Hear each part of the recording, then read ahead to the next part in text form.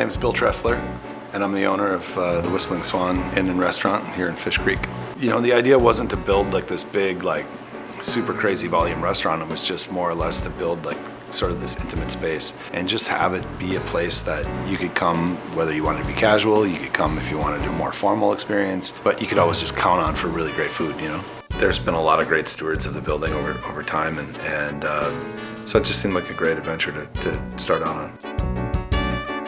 The first item I think that we're going to prepare is a Panzanella Salad, right? Which is a pretty simple, like, bread salad Italian dish.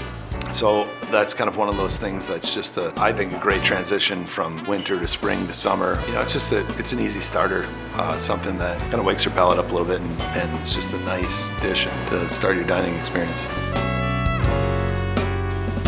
We have a braised rabbit carbonara. People like come from all over for it.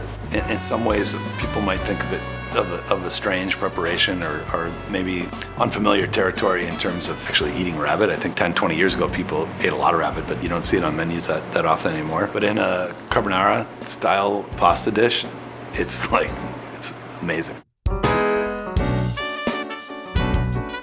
So roasted Brussel sprouts, you know, they've been a hugely popular thing in this restaurant, and simple preparation, just, you know, taking a vegetable, roasting it, and letting a lot of flavor come out of the food by, you know, caramelizing it and making it a little bit different than what somebody may have eaten in the past. You know, we haven't taken off the menu in a long time because people just keep coming back and requesting it.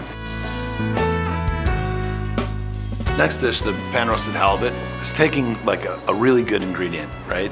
And pan roasting it until you have just this beautiful piece of fish that is simply prepared. So on this particular plate, it's basically just eggplant caponata type of prep with it.